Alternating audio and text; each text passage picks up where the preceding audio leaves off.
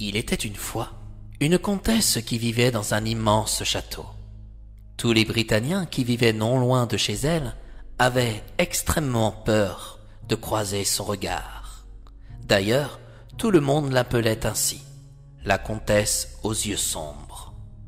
Celle-ci s'était mariée de nombreuses fois, mais tout le monde ignorait ce qu'étaient devenus ses époux.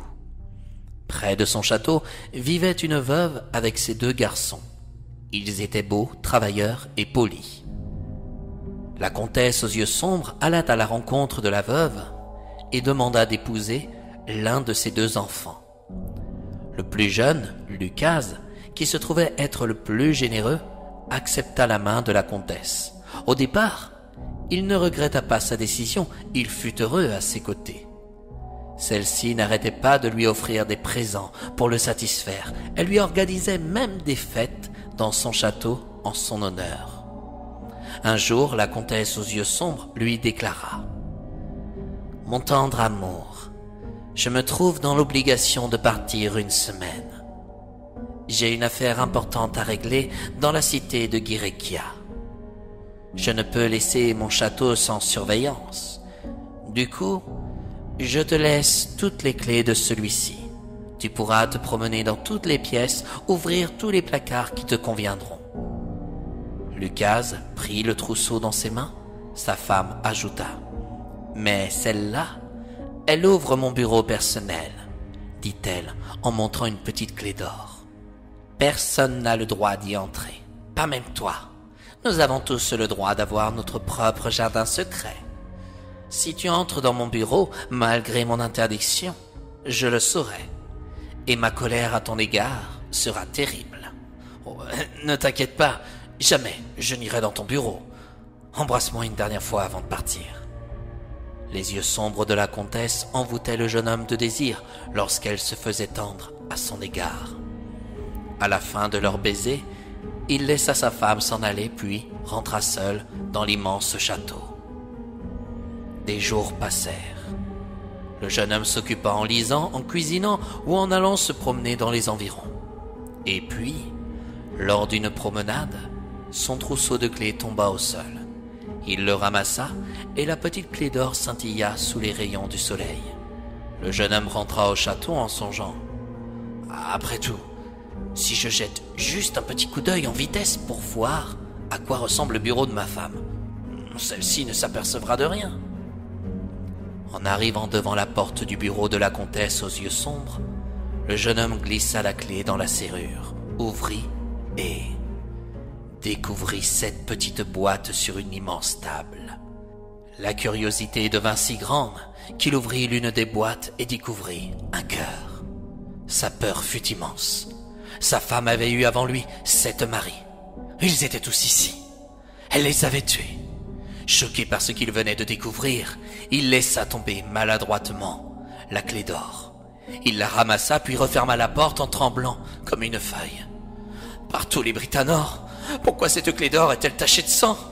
Ah, si ma femme la découvre, mon cœur se retrouvera dans une 8e boîte. Le portable n'existant pas dans les contrées de Britannia aurait bien pu servir en cet instant. À la place, le jeune homme se servit d'un pigeon pour envoyer un message d'urgence à son frère, Léry. Comme un forcené, il frotta la clé pour enlever les taches de sang.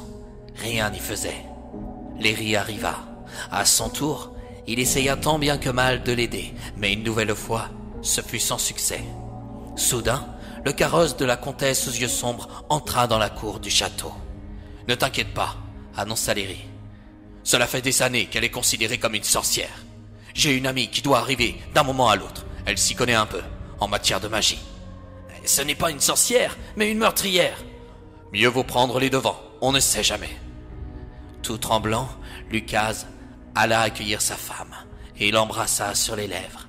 Dans son esprit, il avait l'image de ces 7 cœurs enfermés dans une boîte. « As-tu fait bon voyage, ma chérie ?»« Excellent, mon amour. »« Oh, tu m'as tellement manqué, » lui dit-il en mentant. « Je suis contente d'avoir pu rentrer plus tôt que prévu. Redonne-moi les clés du château et je t'emmènerai dîner dans une bonne auberge ce soir. Les voici. » La comtesse aux yeux sombres compta ses clés et déclara. Où est la petite clé d'or? Je l'ai perdue. Comment? En me promenant dans les bois. J'ai eu beau chercher toute la journée, je n'ai pas réussi à remettre la main dessus. J'y retournerai demain. C'est impossible. Cette clé ne peut pas se perdre puisqu'elle est magique. Magique? Comment ça? Si tu ne peux pas me la rendre, cela signifie que tu l'as utilisée pour entrer dans mon bureau. Et du coup, je ne peux plus te faire confiance. Mais non, je te jure, tu m'as désobéi, s'emporta la comtesse en lui coupant la parole. Sais-tu ce que j'ai fait à mes précédents époux? Je les ai tués pour avoir trahi ma confiance et j'ai déposé leur cœur dans une boîte de carton, afin que leur âme ne puisse jamais se reposer. Et désormais, c'est ce que je compte faire avec toi. Le jeune homme supplia la comtesse, mais elle était dans une colère si noire qu'elle ne voulait plus rien entendre de sa part. Aussitôt, il courut dans sa chambre, là où son frère essayait tant bien que mal de nettoyer la clé. « Laisse tomber, » dit Lucas. « Cette clé est magique. Ces taches ne disparaîtront pas. Oh, qu'allons-nous faire ?»« Je vais aller au sommet de la tour, » rétorqua Léry. « Mon ami devrait arriver d'ici peu. Je te tiendrai au courant de sa venue par la fenêtre. » La comtesse aux yeux sombres appelait son mari. Dans ses mains, on pouvait y discerner un immense couteau. Le jeune homme demanda à son frère par la fenêtre s'il voyait son ami arriver. Je ne vois que le soleil qui illumine une belle journée de printemps et l'herbe qui verdoie, répondit Léry. La comtesse aux yeux sombres, impatiente, commença à monter les escaliers et se rapprocha de la chambre à son époux. « Frérot, tu ne vois toujours rien ?»« Je vois un nuage de poussière, on dirait... Ah mince, c'est un troupeau de moutons. » La comtesse arriva et rentra dans la chambre de son époux.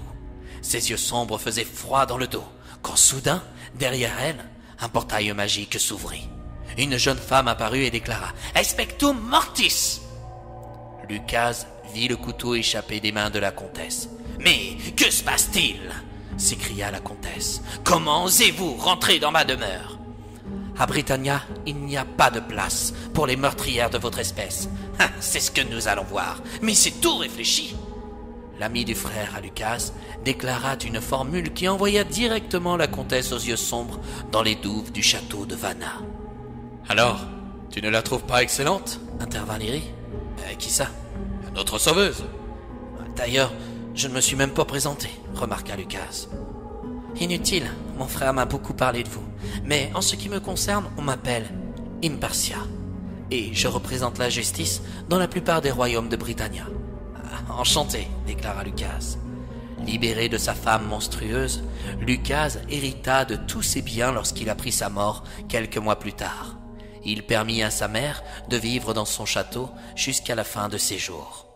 Quelques années plus tard, il épousa une femme gentille qui lui fit oublier l'affreuse comtesse aux yeux sombres.